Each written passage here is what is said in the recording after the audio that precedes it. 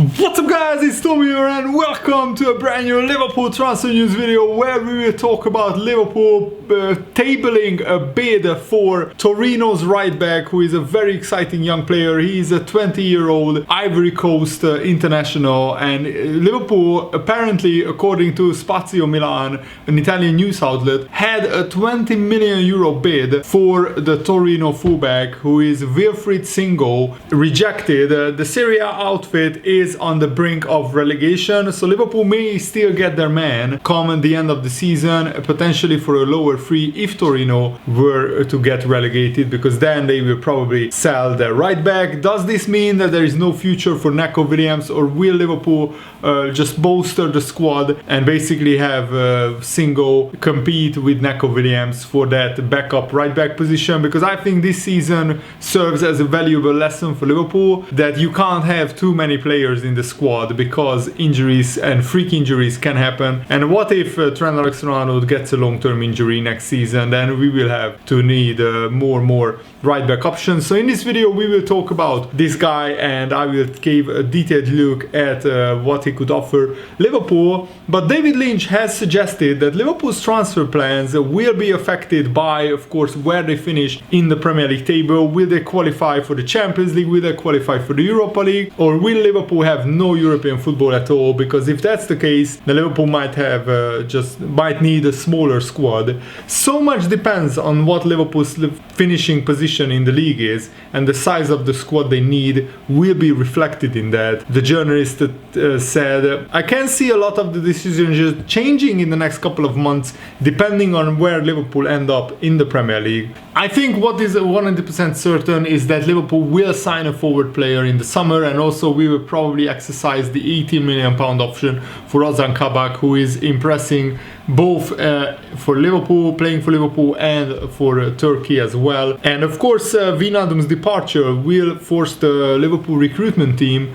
to invest in a new midfielder as well. But I can't see Liverpool signing 4 or 5 players in the summer. We will probably sign 3 or 4.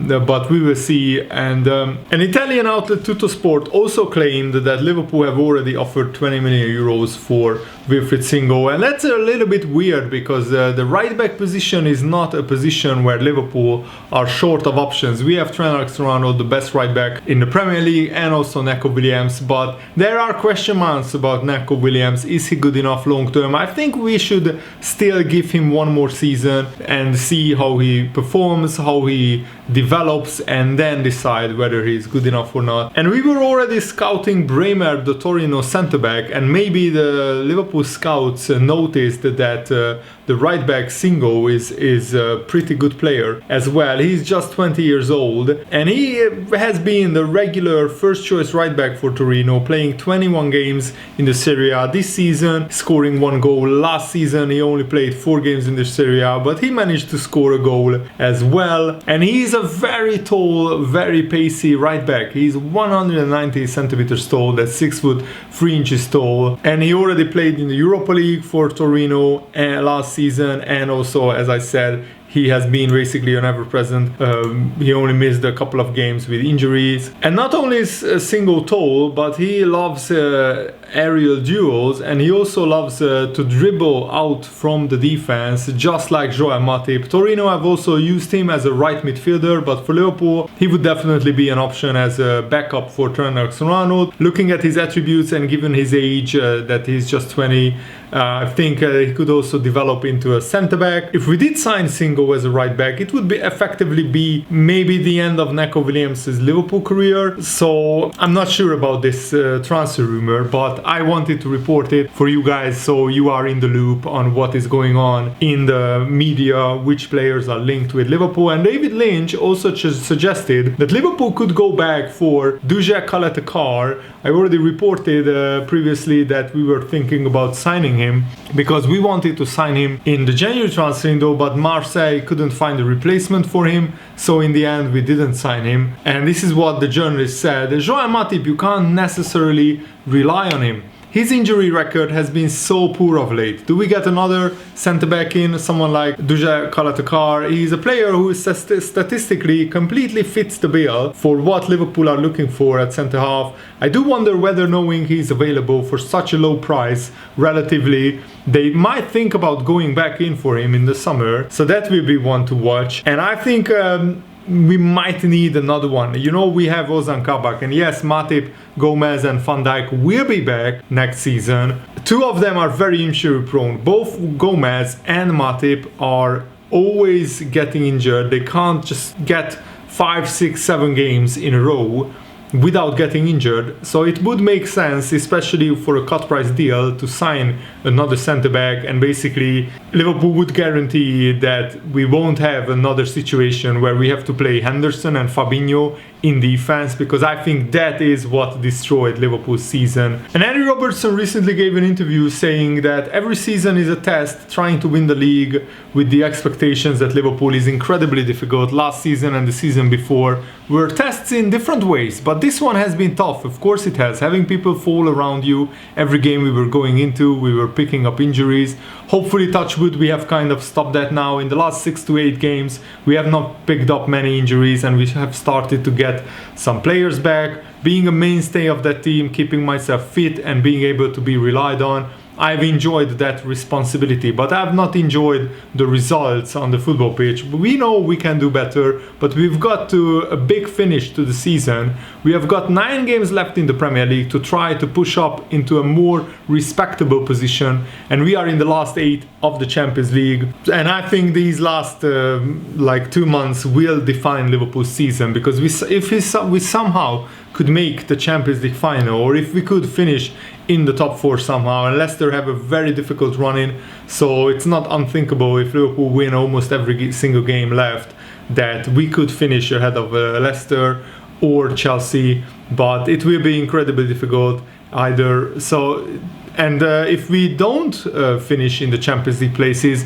will Liverpool go for the Europa League places, or will Jurgen Klopp say it's better to not be in Europe at all and just focus on the Premier League title next season? And I also want to give you guys a roundup of which Liverpool players played international games. Xherdan Shaqiri gave an assist as Switzerland beat Bulgaria 3-0. And also Thiago Alcantara and Kostas Tsimikas played against each other as Spain couldn't beat Greece. Greece basically scored with their only chance of the game, and the game ended in a 1-1 draw, which was probably the biggest shock of the Euros. Tsimikas was substituted with 80 minutes gone. Andy Robertson and Mo Salah also were involved in draws. Scotland at home drew against Austria 2-2, and Salah's Egypt were held to a 1-1 result by Kenya. And both players played the full 90 minutes. Even as far Curtis Jones was introduced in the second half in England's under-21 1-0 loss to Switzerland, so that's a little bit of a disappointment for Curtis Jones for sure. And Egypt's national team coach Shawki Ghariab has claimed that Mo Salah wants to play in the Olympics for Egypt. This is what he said: "I have made it public that I would like Salah to be on board in our Olympic campaign, and he hasn't refused, which means he also wants to play with us. Salah's participation in the Olympics is endorsed by the state, represented by the Sports Ministry and the Egyptian Football Association, in our concerted effort to garner an Olympic medal in football for the first time. And the Olympics take place from July the 21st until August the 7th. I mean the football tournament in the Olympics." So Mo Salah would miss the whole pre-season, and also he would have a 7-day rest before Premier League football resumes. And I think Salah will be given a 2 or 3 week rest at least, and then he will have to have a mini pre-season. So Salah could miss potentially the first 3 to 4 weeks of the season.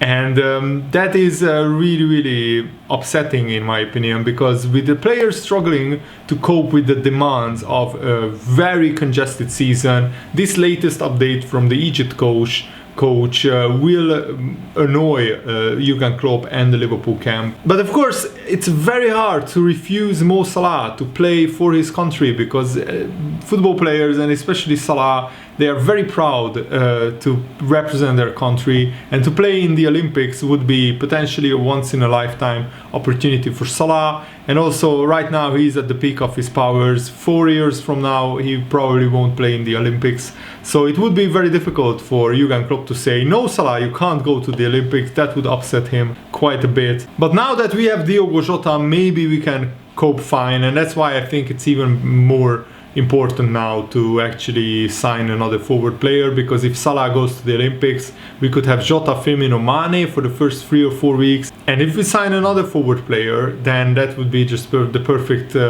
situation, because then we wouldn't miss Salah as much, and we can even rotate 1 or 2 players. And Frank de Boer, the Netherlands coach, said that Van Dijk might play in the Euros, but it's not certain yet. He said, we know he has 8 weeks left. I don't know if that's enough. I've spoken to Van Dijk, he's back on the field. There can always be setbacks in injury recoveries. A week or 2 of setbacks could mean he can't play games for Liverpool this season, and then I can imagine that Liverpool say, nice, you just focus on next season, so you can't go to Euros. Ultimately, he must have a good feeling himself. I'm glad he's on the right track. I think what would be wrong is if Van Dijk recovers just in time for the Euros, like maybe like 1 week before the tournament, so the league season is already finished. It would be wrong for Liverpool to allow Van Dijk to go to the Netherlands, to go to the Netherlands team and play in the Euros, having not played 1 single minute since his injury for Liverpool, because there is a big chance that the Netherlands would rush him back and he could re-injure himself and basically be unavailable for the start of the Premier League season. I think what's the most important is that the Netherlands should be patient with Van Dijk as well as Liverpool, and just give him all the time that he needs to recover properly. And when he is 100%, that's when he should be back, not when he is 95%. And the doctors have a really important job in this, in my opinion. And also Dave Galley, the former Liverpool physio, he said Van Dijk looks really good. He's in a really good mood. It's all very promising, but I don't know when he will be back exactly. And even Jurgen Klopp said that Van Dijk is unlikely to play this season in Liverpool for Liverpool. So I think that we should be just patient with him. And thanks for watching, guys. Really hope you enjoyed this video. Have a nice day. See you later. Goodbye.